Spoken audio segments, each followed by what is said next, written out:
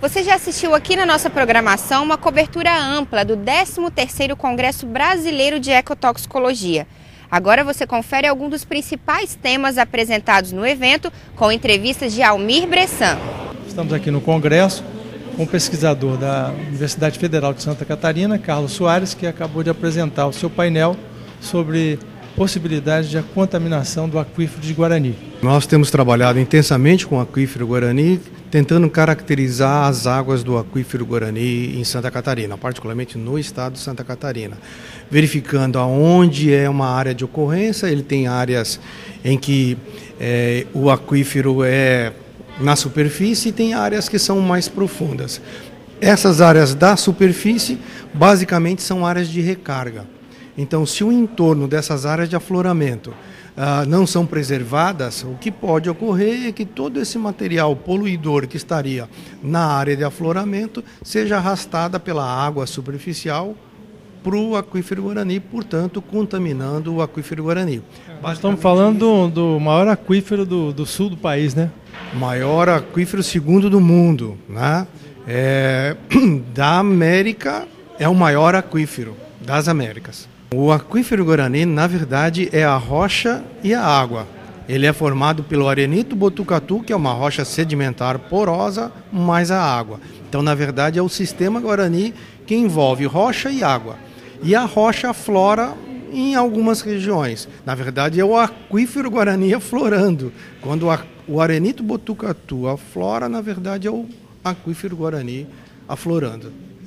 Nesse levantamento que você apresentou, destacam-se dois potenciais poluentes, que são a indústria de papel celulose, os seus efluentes, e também o plantio de pinos com alguns ácidos que são lançados na água.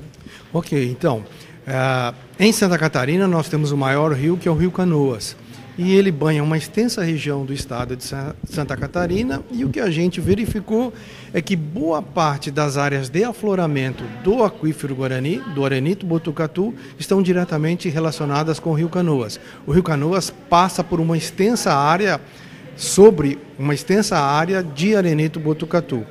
Nessa região do Rio Canoas, ele é o trecho mais poluído do Rio Canoas. Diversas papeleiras, são duas papeleiras que lançam seus efluentes nas águas do Rio Canoas, portanto, efluentes de indústria de papel e celulose, contendo clorofenóis, resinas ácidas e etc. Essa região, ela tem uma extensa área de reflorestamento com pinos. E detectamos também que esse reflorestamento, parte desse reflorestamento de pinos, está sobre a área do arenito botucatu, portanto, do aquífero Guarani. Então, nós temos dois polos. O pinus lançando material que cai sobre o arenito botucatu, que poderia ser arrastado. E o Rio Canoas transportando poluentes que interagem também com o arenito botucatu. Você destacou que na legislação brasileira não existe uma figura jurídica específica para a proteção dessas áreas de recarga de grandes aquíferos, como é o caso do Guarani.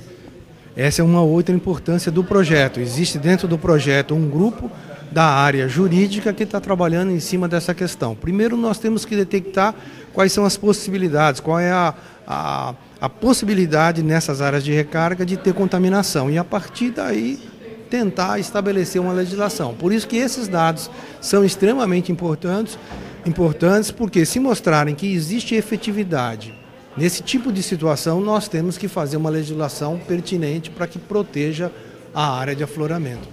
Marcelo Paes, professor do IFES, também apresentou um tema importante no Congresso. Estamos aqui com Marcelo Paes, que acabou de apresentar o seu trabalho sobre impactos na ictiofauna da derrocagem na Baía de Vitória. Para quem não sabe, a ictiofauna é a fauna de peixes. Marcelo, fala um pouquinho sobre os resultados desse trabalho e quando que ele aconteceu. Bom, esse trabalho aconteceu desde outubro de 2012. Foi uma demanda do IEMA, então é uma condicionante ambiental para o licenciamento da obra do Porto de Vitória, da ampliação do Porto de Vitória, e ele visou buscar quais eram os impactos que aconteceriam por conta da explosão das rochas em cima da ictiofauna. E nós observamos que existem espécies que são mais susceptíveis, essas espécies são aquelas mais de meia água, então o povo conhece essas espécies mais como sardinhas, carapebas, carapaus, tainhas, cabeça dura. são as espécies que ficam mais na coluna d'água, e essas espécies estão bastante impactadas porque os órgãos internos dela acabam sendo lesados. E essas lesões são importantes porque, primeiro, inviabilizam que o peixe realmente sobreviva ao impacto, e segundo, porque, principalmente por causa do fígado, que é um órgão que guarda bastante toxinas, esse fígado que está agora lesionado e está, às vezes, até ausente, porque ele já foi desintegrado por conta da explosão, acaba jogando toxinas na carne do peixe. Então é importante porque essa carne não deve ser consumida, nem comercializada, nem consumida nem para consumo próprio. Então é importante que a população entenda que esses peixes que estão boiando e que são por conta da atividade, eles estão sendo monitorados e que eles não devem ser consumidos. Esse impacto ele é circunscrito a um raio do ponto onde está sendo feito a explosão. Acreditamos que sim, mas como foi feito na Baía de Vitória, e a Baía de Vitória tem um canal profundo que até dificulta muito tanto a atividade da derrocagem quanto a pesquisa de peixes naquele local, nós não temos observado peixes sendo impactados a uma longa distância. Então nós vemos que aquela área de ação da explosão é realmente a área mais importante. Embora as medidas mitigadoras estejam sendo executadas, que são a cortina de bolha, uma espoleta que é ativada momentos antes da explosão, tudo para poder afugentar os peixes, existem peixes que vão passar por ali, que estão acostumados a passar por ali, e às vezes até já se acostumaram com aquilo por conta da movimentação de navios no porto. Então, por esse motivo, ainda há preocupação dos peixes. Mas o que realmente gerou essa demanda desse projeto é que nós não tínhamos nenhum parâmetro para avaliar esse tipo de impacto. Então é o primeiro trabalho que está sendo realizado no Brasil, acredito que até que em várias partes do mundo não existam também. É a primeira vez que a gente está tentando fazer a medição desse tipo de impacto para que gere a normativa e gere a regulamentação para a atividade.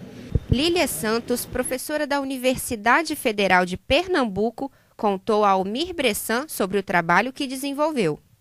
Vamos conversar agora com a professora Lília Santos, que é bióloga, professora da Universidade Federal de Pernambuco, que elaborou um trabalho avaliando biorremediação de poluentes de petróleo. Lília, explica um pouquinho sobre esse trabalho. Bom, durante o processo de utilização do petróleo, existe a possibilidade de ocorrer vazamentos, derrames. E esses derrames, quando eles chegam no ambiente, normalmente, esse petróleo chega no ambiente, ele é degradado pela microbiota, de uma forma natural. Mas a gente quer adiantar esse processo, quer fazer que o processo ocorra mais rápido, para que os ambientes fiquem limpos mais rápido.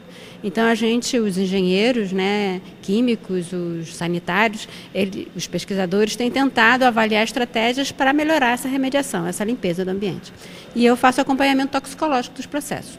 Até agora a gente não encontrou nenhum processo que seja realmente bastante eficiente e pouco tóxico. Normalmente existe, os dados que a gente tem encontrado é que normalmente a natureza agindo normalmente digamos assim, o processo é menos tóxico, mais lento, mas menos tóxico. Certo. Quando ocorre um acidente, o petróleo deve ser contido na superfície com barreiras flutuantes. Quando ele não pode ser contido, é que geralmente usa os dispersantes, né? Isso, pois é. Na verdade, toda essa contenção física, ela pode ser feita, mas tem que ter cuidado porque ela também pode ser prejudicial em algumas vezes. Mas ela tem que ser contido e deveria, assim, quando ele chega na praia, por exemplo, no sedimento de praia, aquela mancha de óleo, ela vai ser degradada aos poucos. Então, a ideia é de como é que a gente poderia adiantar esse processo de degradação desse óleo que não foi contido, desse óleo que acabou chegando na praia. E existem os biorremediadores. Os biorremediadores seriam, na verdade, biorremediação como é que eu vou dizer? A gente poderia botar bactérias para adiantar esse processo, a gente poderia botar nutrientes para as bactérias, ou a gente poderia botar um produto que a gente chama de dispersante, que é, na verdade, esses biosurfactantes. E alguns são mais tóxicos, outros são menos tóxicos. O problema é achar uma forma, uma estratégia que possa ajudar o ambiente sem prejudicar, porque muitas vezes esses dispersantes, esses surfactantes são mais tóxicos ainda que o petróleo. Aqui ao meu lado, Jéssica Moreira, ela tem apenas 16 anos e já tem um trabalho exposto e apresentado aqui no Congresso Brasileiro de Ecotoxicologia. Jéssica, conta um pouquinho pra gente o que é o seu projeto, o seu trabalho. Então, nós fizemos um estudo do córrego de Santa Fé, que fica na localidade de Cachoeiro de Itapemirim, em teste de alho cepa, semente de cebola, para detectar a toxicidade da água do córrego. E o que foi constatado assim de resultado? O que vocês observaram? Que a água está muito contaminada. Não temos estudo muito detalhado sobre isso. Qual a importância de desenvolver esse trabalho logo no ensino médio, no ensino fundamental?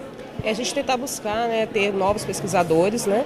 E como a gente é de escola estadual, então tem um programa do governo, que no caso é o PROEMI, de ensino médio inovador, é trazer iniciação científica para os alunos do ensino médio.